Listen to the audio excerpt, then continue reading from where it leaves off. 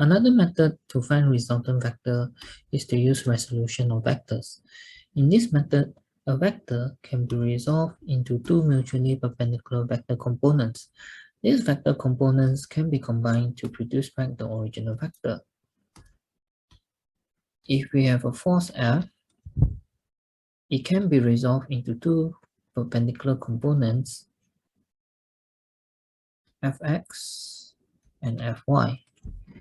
If we were to draw these vectors in a vector diagram, it will look like this.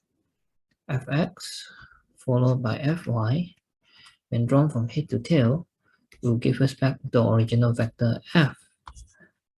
Consider a force F acting at angle theta above the horizontal and angle alpha from the vertical. This force is resolved into two perpendicular components as shown. The original vector is this. The components is resolved to is this.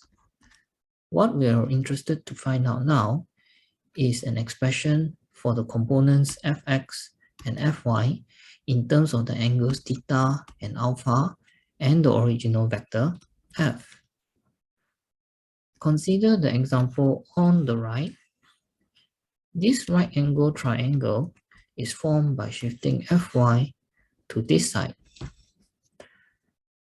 Recall that for a right angle triangle with sides A, B, and C, and angle theta, cos theta would be equals to the adjacent over the hypotenuse, whereas sine theta will be equals to the opposite over the hypotenuse. Applying this to the triangle that we have here, cos theta is equals to Fx over F, giving us Fx F cos theta, whereas sine theta will give us Fy over F, Fy, F sine theta. Now you may be tempted to think that the horizontal component is always cos and the vertical component is always sine. That's not necessarily true because it depends on how the angle is described.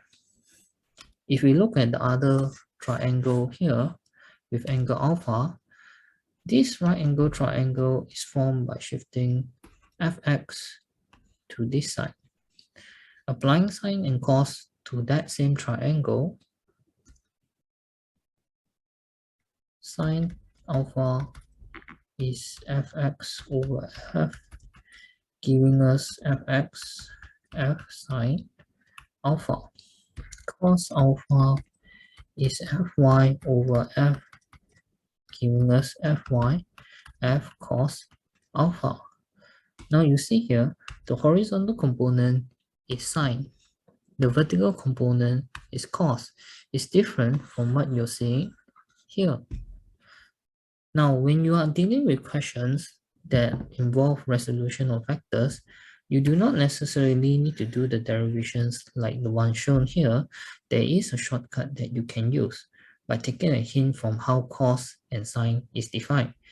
For cos, it is always the adjacent over the hypotenuse, whereas for sine, it is always the opposite over the hypotenuse.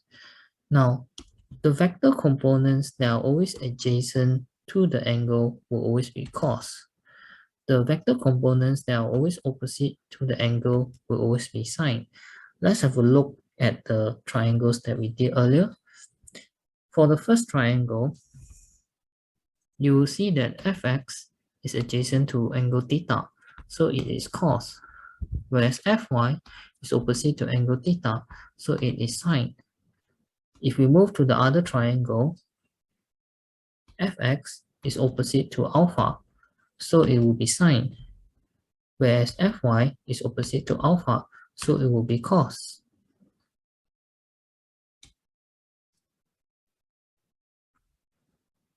Applying what we've learned to the previous example, where we had a force of 30 Newton acting horizontally and a force of 50 Newton acting at an angle of 40 degrees to the horizontal, we are interested in finding out the resultant force. Under resolution of vectors, we will tend to resolve any diagonal vectors into two perpendicular components. In the example here, this is our diagonal vector. We would want to resolve it into two perpendicular components as shown. The vertical component here and the horizontal component here. If we were to look at the horizontal component first, notice that this is adjacent to the angle, so it will be a cos. So this one will be 50 cos 40. If we were to move on to the vertical component, this one, if it were to be shifted to this side to form a triangle, is actually opposite to the angle. So it will be a sine. So the vertical component here will be 50 sine 40. Then we will sum up all the component vectors in their respective directions. In this case, in the x and y directions, or in other words, the horizontal and vertical directions. After which, we will then apply Pythagoras theorem to find the resultant force magnitude and direction. Now, if we were to look at the second point first, summing up all the component vectors in their respective directions, the sum of the horizontal component of forces will be equals to 30 plus with 50 cos 40, giving us 68.3 Newton. Going towards the right is assumed to be positive right now. If we were to move on to the vertical component of forces, the sum of the vertical component of forces would be just 50 sine 40, assuming that going upwards is positive now. Bear in mind that there is no vertical component of force for vector A, so it's ignored inside the calculation. Right now, the vertical component of force is just going to be 32.1 Newton. Next, we move on to the third point, applying Pythagoras theorem to find the resultant force magnitude and direction. Before that, let me first explain to you the reasoning why we would use this. If you were to look at the sum of the horizontal component of forces, it is actually akin to you having a vector like this. And then when you look at the vertical component of forces, it is akin to you having a vector like this, drawn head to tail. This one will then give you a resultant indicated by the gap here.